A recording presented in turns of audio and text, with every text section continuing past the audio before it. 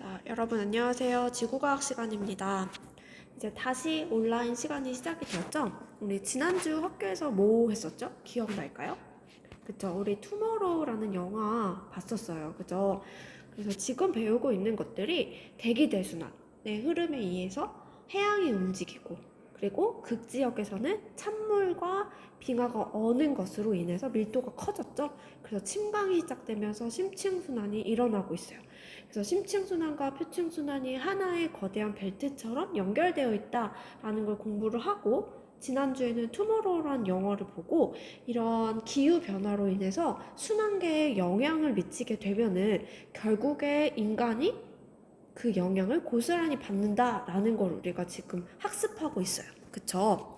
그래서 이번 시간부터는 뭘 할 거냐면 이 기후변화라는 게 일단은 뭔지, 그리고 이런 변화는 왜 오는지에 대한 것들을 1, 2차 시에 배우고서 마지막에는 이런 기후변화가 있고 나서 그 영향, 어떤 영향이 오는지를 공부를 하게 됩니다.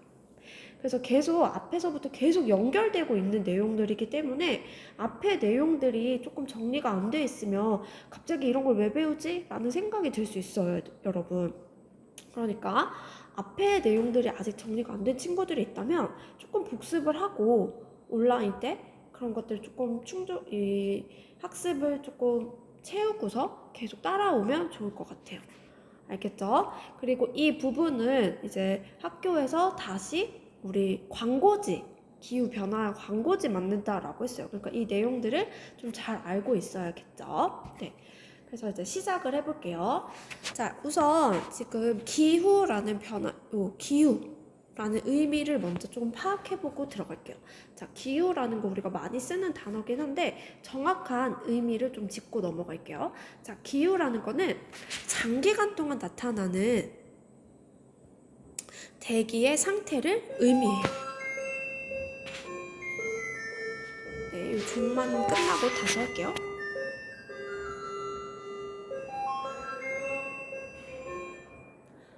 네, 그래서 기후라는 거는 날씨라는 건 얘들아 그냥 그 시간, 그 짧은 시간의 기상 상태를 의미하는 거라고 하면은 기후라고 하는 거는 장기간 동안의 그 대기가 어떻게 변해가는지를 의미하는 거예요. 알겠죠? 그러니까 이 장기간 변하는 것들을 우리가 어떤 식으로 알 수 있냐면 앞에서 우리 지질학 할 때 고기후 배웠었죠. 그래서 옛날 시대, 지질 시대에 그때의 날씨 변화, 대기 상태는 어땠나 라고 하는 거 공부했는데 지금 또 나오고 있어요. 그러니까 예전의 날씨 상태, 예전의 대기 상태를 우리는 다양한 방법을 통해서 우리가 추론할 수 있다. 그래서 대표적인 게 빙하, 시추, 빙하 뚫어서 안에 보는 거. 그리고 두 번째는 나무 나이테의 간격. 그리고 세 번째는 화석을 통해서 그 시대 때 어떤 기후였기 때문에 이런 식의 생물들이 살았구나라는 거를 간접적으로 알 수 있는 방법이죠. 그쵸? 그래서 이런 것들은 한번 앞에서 배웠기 때문에 이제 넘어가고 하나만 조금 더 본다고 하면 이 빙하시춤을 우리가 얘를 가지고 16 산소분의 18 산소, 즉 동위 산소 원소비를 가지고 우리는 그때의 기온을 추론할 수 있어요. 그쵸? 요거 기억나죠? 그래서 요거 한번 보고 갈게요. 조금 시끄럽네요. 지금 쉬는 시간이어가지고. 자, 한번 해볼게요. 자, 여기 있는 것들은 산소의 질량수를 나타내는 거죠. 자, 질량수를 나타내는 것인데 16과 18을 비교를 해보면 18이 더 크죠. 그러니까 이 18이라는 산소는 대기 중에서 움직이기가 조금은 어려운 애들인 거야. 그죠? 그래서 이렇게 해양이 있다라고 하면 16산소도 있고 18산소도 있을 거야.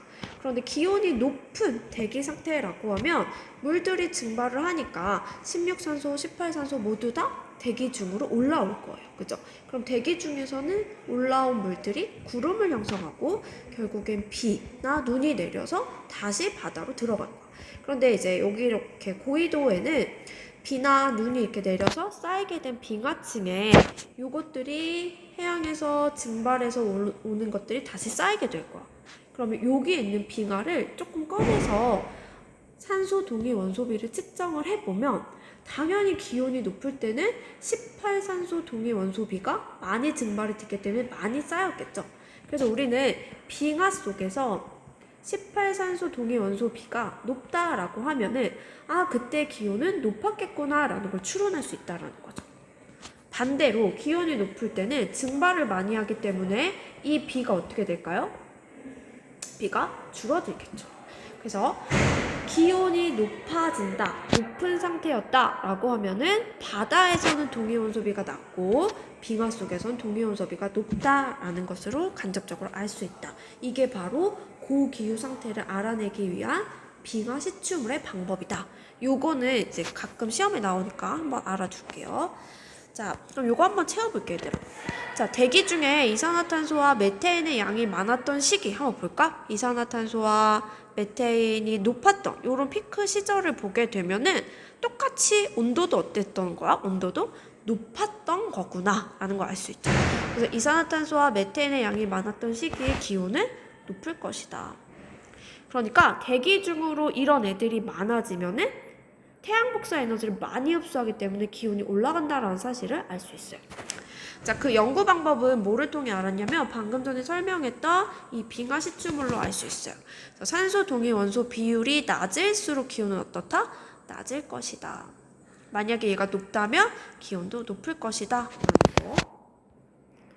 그래서 고기후 자료 분석을 지금 한번 공부를 해봤어요.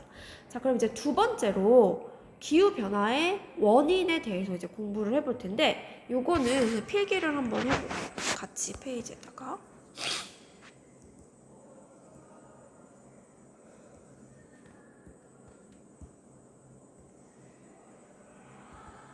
자, 크게 해서 볼게요. 자, 기후 변화. 장기간의 대기 상태가 변하는 요인은 굉장히 다양해요. 그래서 일단 큰 숲을 좀 잡아보면 자연적인 요인이 있고 그리고 인위적인 요인이 있어요. 자, 인위적이라는 거는 사람들이 어떻게 하냐에 따라 바뀌게 되는 요인을 의미하겠죠. 그죠? 자, 그럼 자연적인 요인을 크게 따져보면 지구 외적으로 일어나는 요인이 있을 수 있고 그리고 내적 요인으로 나눌 수 있습니다. 자, 외적 요인이라고 하는 거는 다른 말로 하면 천문학적 요인이야. 왜냐면 지구 바깥의 요인에 의해서 기후가 변한다는 거니까 우리는 이 외적 요인을 천문학적 요인이라고도 말을 해요. 그래서 요거는 천문학적인 지식에 조금 들어가게 돼 있어요. 자, 그래서 얘는 결국에는 태양 복사 에너지에 의해서 기후가 조금 변해간다라고 의미를 하면 좋을 것 같아요. 그래서 지금 오늘은 이제 이 인위적인 요인, 외적 요인에 대한 것들을 한번 공부를 해보도록 할 거예요. 자, 그래서 일단은 기후가 변하게 되는 요인은 크게 자연적인 요인과 인위적인 요인 두 가지로 나눌 수 있고, 이 자연적인 요인도 지구 내부적인 요인이냐 아니면 지구 바깥적인 천문학적 요인이냐로 이렇게 구분 지을 수 있습니다. 자, 일단 여기까지 큰 숲을 잡아봤다면 지금 오늘은 이 자연적인 외적 요인에 대해서 공부를 한번 해보도록 하겠습니다. 자, 외적 요인이라고 하면 크게 또 세 가지로 나눌 수가 있어. 선생님 뭐라 했냐면 지구 외부적인 요인이라고 했어요. 첫 번째는 지구 자전축의 방향 변화예요. 자, 지구 자전축은 우리가 중학교 때부터 이렇게 서 있는 게 아니라 약 23.5도만큼 기울어진 상태에서 뱅글뱅글 돌고 있다라고 배웠죠. 그래서 이 방향이 이렇게 고정되어 있는 게 아니라 팽이처럼 돌고 있는 거기 때문에 얘가 이런 식으로 돌게 된다라는 거야, 축이. 그러면 시간이 지나면서 이렇게 똑바로 설 수도 있고 시간 좀 지나면 아예 반대 방향까지도 돌아가겠죠. 자, 이렇게 축의 방향이 변하는 것을 우리가 뭐라고 하냐면 세차 운동이라고 합니다. 그래서 현재 지금 자전축의 끝을 이어보았을 때 만나는 별이 북극성이죠. 근데 시간이 지나서 완전 반대 방향으로 돌아가면 자전축의 끝에 보이게 되는 별자리도 바뀌게 되겠죠. 그렇죠? 자, 이런 식의 운동, 축의 운동을 우리가 세차 운동이라고 하고, 얘가 정반대 방향으로 돌아가는 데까지, 그리고 정반대 방향에서 다시 돌아오는 데까지 자, 이렇게 한 바퀴 돌아서 제자리를 돌아오게 된다. 이걸 뭐라고 하냐면 주기라고 하죠. 이 자전축의 주기는 몇 년이냐면 26,000년이에요. 자, 요거는 알아둬야 되겠죠. 그래서 26,000년을 주기로 방향이 변했다가 제자리로 돌아온다 라고 생각하면 되겠습니다. 되겠죠? 그래서 일단 틀을 잡는 거니까 일단은, 그래서 첫 번째 외적 요인에는 이 방향 변화가 있고, 두 번째는 지구 자전축의 경사가 변하기도 합니다. 우리 중학교 때부터 약 23.5도만큼 기울어져 있어 라고 배웠지만, 이건 고정된 숫자가 아니라 21.5도에서 약 24.5도만큼 왔다 갔다 하면서 변하고 있어요. 그래서 이 경사 방향에 따라서 태양빛이 들어오는 양 자체가 달라지기 때문에 이것도 지구 기후를 변화시키는 요인에 해당이 되는 거예요. 되겠죠? 자, 그다음 세 번째는, 얘들아, 지구가 지금 이렇게 기울어진 상태에서 어떻게 되고 있지? 태양을 중심으로 이렇게 공전을 하고 있어요. 그죠? 공전을 하고 있는데, 공전 궤도 자체가 완벽한 원이 아니라 타원 궤도를 돌고 있단 말이에요. 즉, 원 자체가 찌그러져 있는 거야. 그런데 이 찌그러진 정도가 고정된 값이 아니라는 거야, 얘도. 그래서 얘도 이렇게 찌그러졌다가 조금 바뀔 수 있다라는 거예요. 찌그러진 정도가. 자, 이렇게 찌그러진 정도를 뭐라고 하냐면 20율이라고 합니다. 자, 20율을 어떻게 표현하냐면 a제곱분의 a제곱 빼기 b제곱으로 표현할 수가 있는데, 자, 봤을 때 태양을 중심으로 타원이라는 건 초점을 두 개를 가지고 있어요.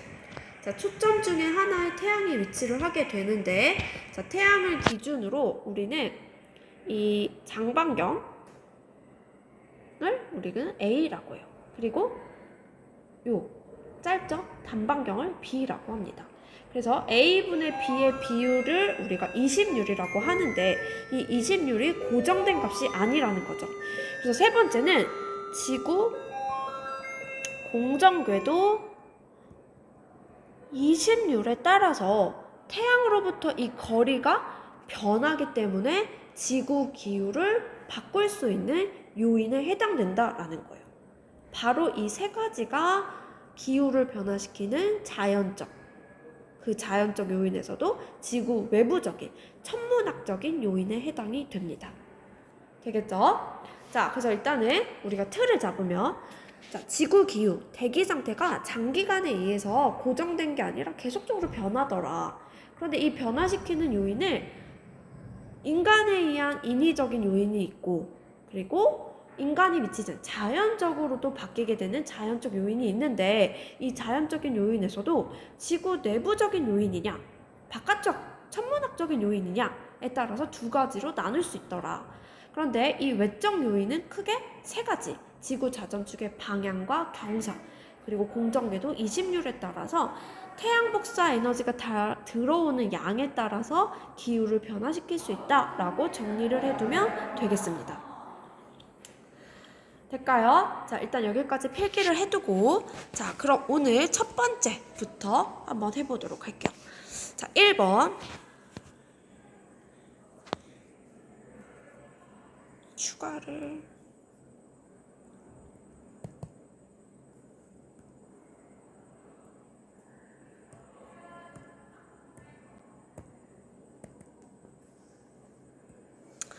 그러면 첫 번째, 외적 요인 첫 번째가 뭐라고 했냐면 지구 자전축 방향 변화라고 했죠.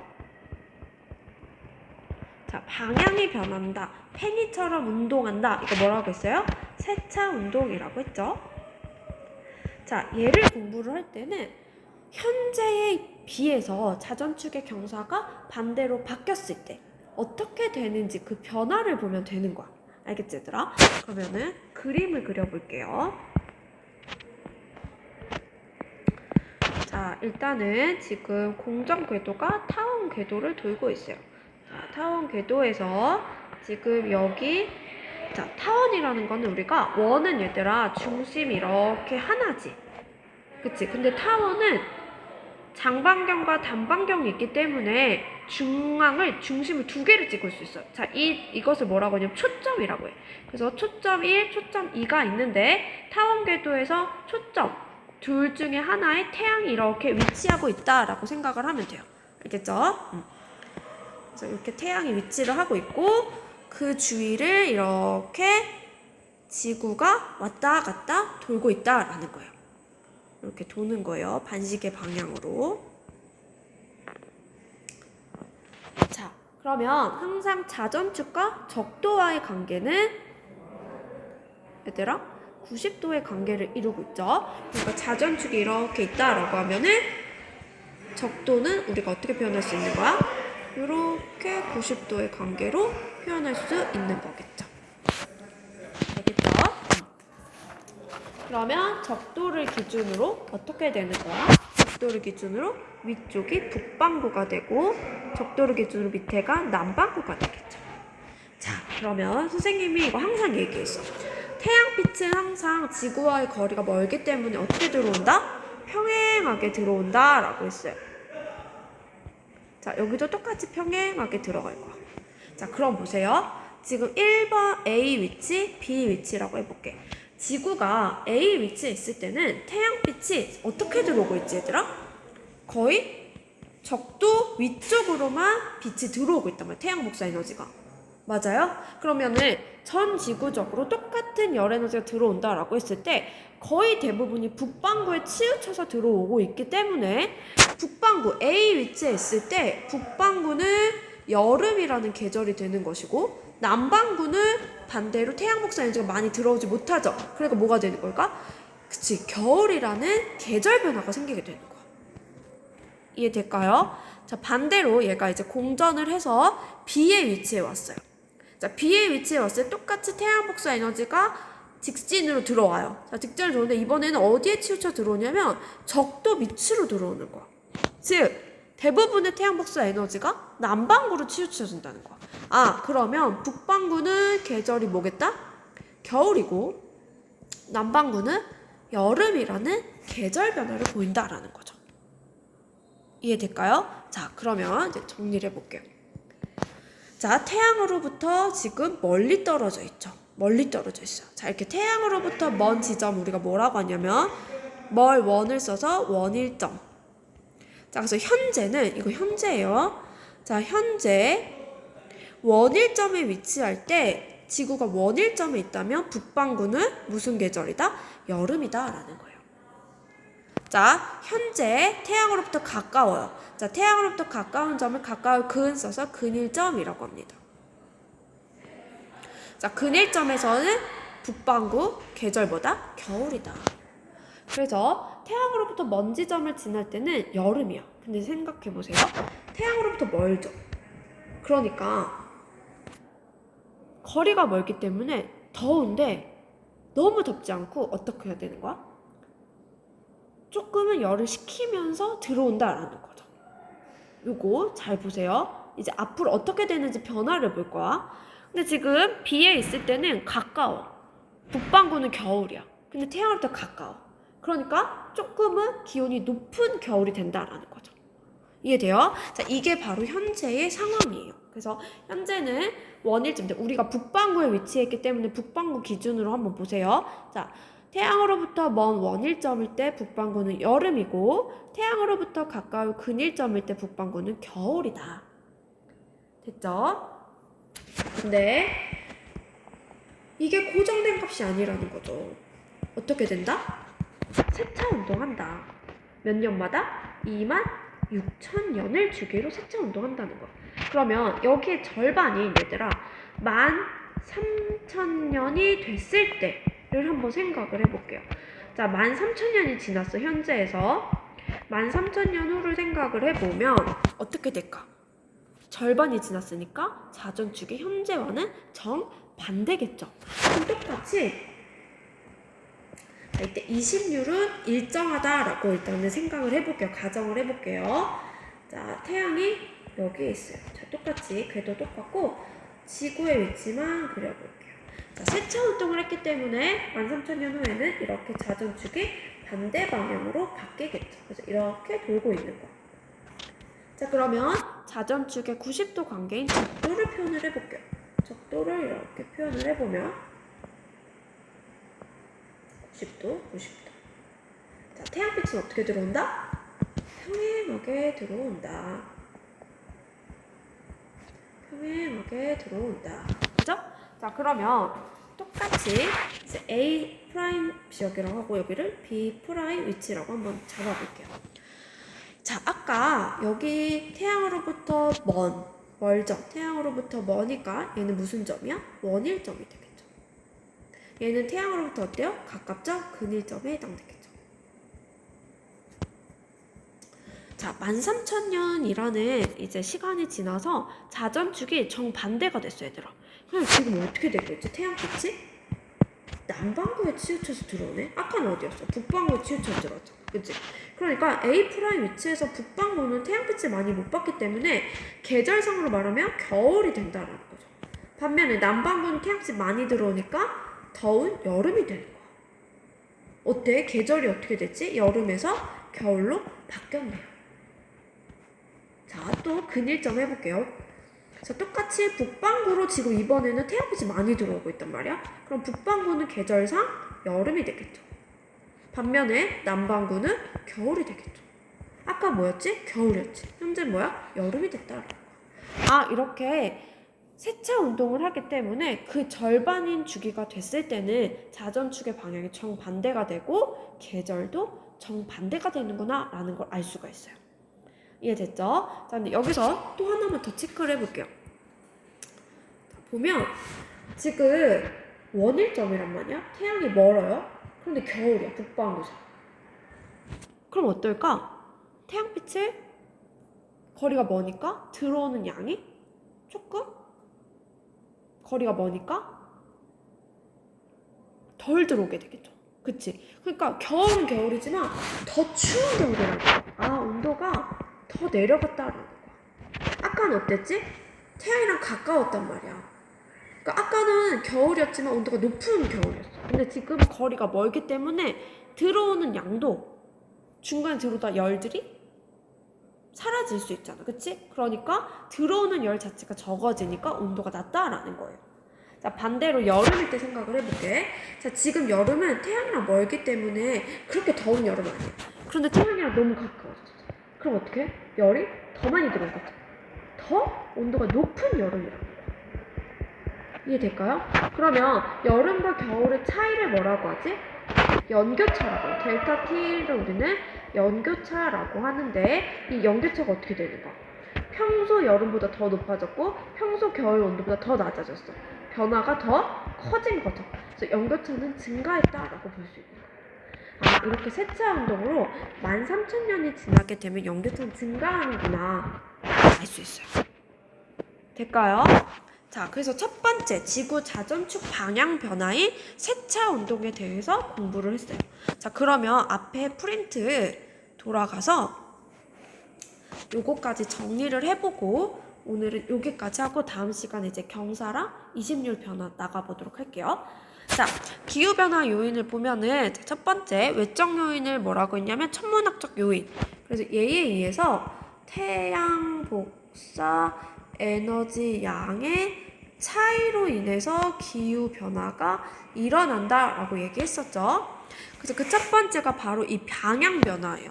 근데 이 방향은 26,000년을 주기로 회전하더라. 그래서 현재는 북극성을 향하고 있지만 13,000년이 지나서 반대가 되면은 이제 북을 향할 때는 직녀성이 보인다라는 거죠. 알겠죠? 바로 이게 세차 운동이에요. 그래서 자, 세차 운동에 대한 거 지금 방금 선생님이 필기했던 내용이 바로 이거예요. 그래서 이런 거 볼 때는 얘들아 기후변화는 현재에 비해서 기온이 어떻게 변화할지 변화량을 보는 거기 때문에 현재를 잘 봐야 되는 거야. 알겠죠? 자, 그래서 현재에서 북반구는 여름이야. 남반구는 겨울이야.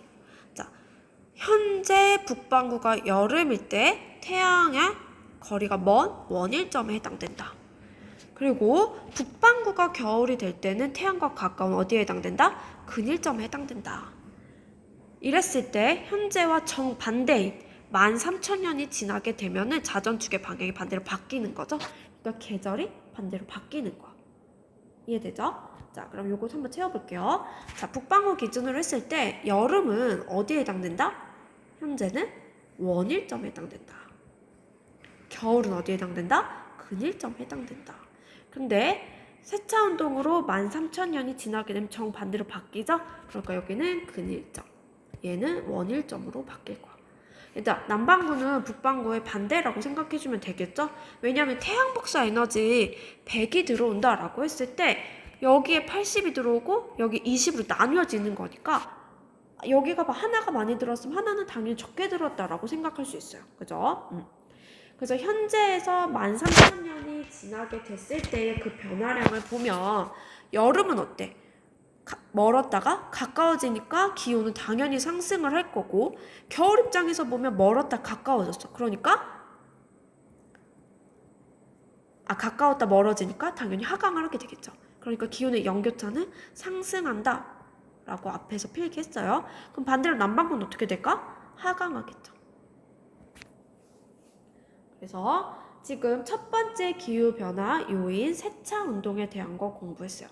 자, 지금 이거 한 가지 요인만 가지고 공부를 한 거죠. 그런데 이게 자연현상이라고 하는 거는 딱 다른 건 고정되어 있고 하나만 변하고 또 얘가 고정되고 다른 게 변하고 이런 게 아니야, 얘들아.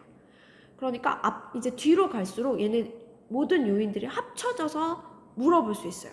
그러니까 우선은 처음 공부할 때 하나하나 요인에 대한 것들 개념 정리를 잘 해둬야지 나중에 다양한 요인들이 합쳐졌을 때 어떤 변화가 나타나는지 우리가 잘 생각할 수 있겠죠.